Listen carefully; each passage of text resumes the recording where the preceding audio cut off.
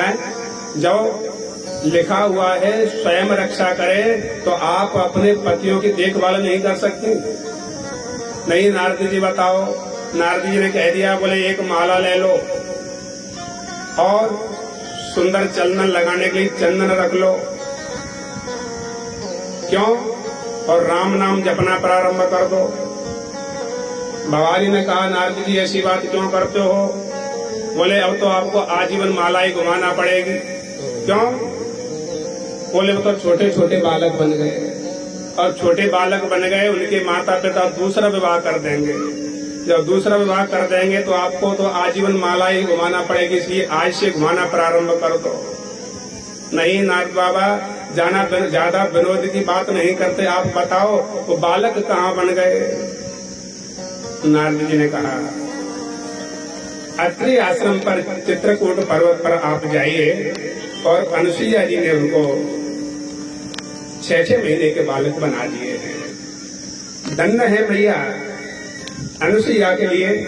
जैसे ही दरवाजे पर आज ये देवियां पहुंचने लगी, ब्रह्माणी और रुद्राणी और लक्ष्मी देवी, जैसे ही दरवाजे पर बंधु पहुंचे, उसी समय तीनों बालक घुटनों के बल सुंदर आसन पर खेल रहे थे।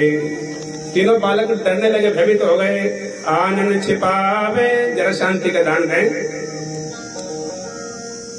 तीनों बालक देवियों को देख करके और मैया अनुसुईया के पास पहुंचे। आनन छिपावे, अनुसुईया के आंचल में रोवे घबरावे, बचावो हमें मायरी पत्नी निहारत, प्रेम दृष्टि सो पति की ओर, सती और भागे देन लागे दुआरी।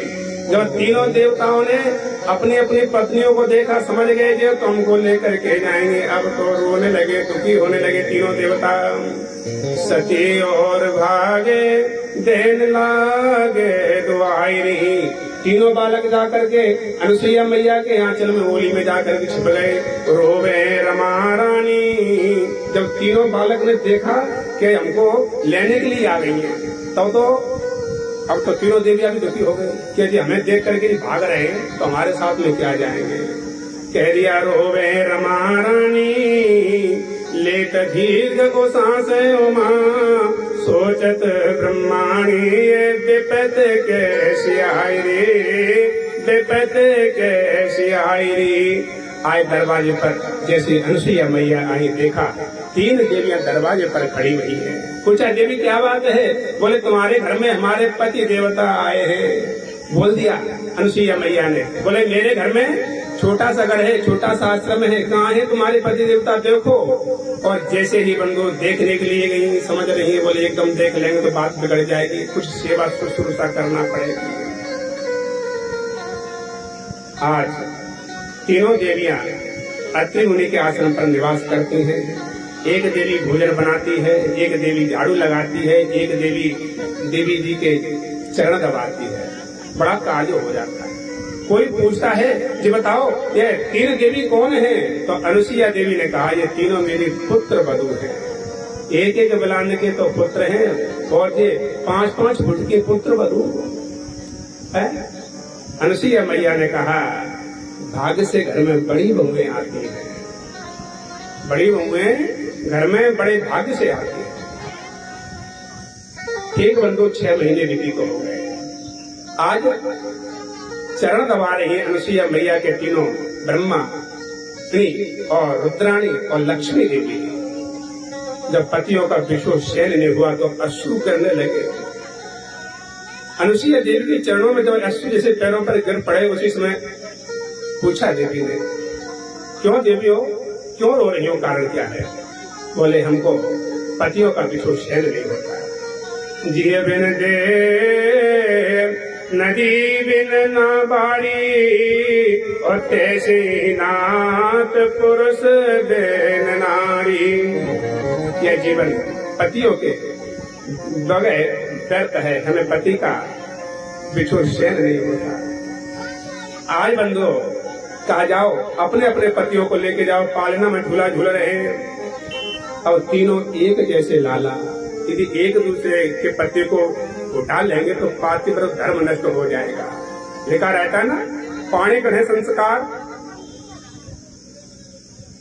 तब तो लक्ष्मी जी ने कहा मैं तो अपने पति को पहचान लूंगी। कैसे पहचान लूंगी? जिसके गले में मणि का चिन्ह होगा, कौस्तुभ मणि का, और जिसके हृदय पर ब्राह्मण का चरण चिन्ह लगा होगा, वही मेरा पति है। लक्ष्मी जी ने तो नारायण को पहचान लिया पालने में। तदुपरांत में नंबर आया उन भवानी का।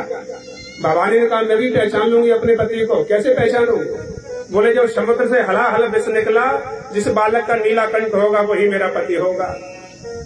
ब्रह्मा जी ने कहा जब तुमने दोनों ने अपने अपने पति पहचान ले, जो एक बचेंगे भी तो मेरे बने बनाए जाएंगे। फिर बोल रामचंद्र भगवान की जय। आज तीनों बालकों को लेकर के हमारा जी ये गवाही लगा दो बनना देगी। इसी का आज जैसे ही तीनों बालकों को लेकर के मैया अनुसैया के पास में तीनों देवियां पहुंची। बोले महाराज देवी, इन बालकों की सेवा करना पड़ेगी, इसलिए इनको अपने अपने रूप में परिणत कर दो। जैसे ही बंधु अपने अपने रूप में परिणत करने के लिए मैया अनुसैया ने हाथ में जल लिया। मन क्रम बचन सो सदा और करते पत को ध्यान, तो ये तीनों लाल ना होवे रूप महान। बंधु बड़े रूप में तीनों ब्रह्मा विष्णु महेश प्रकट हो गए। बोलो नारायण भगवान की जय।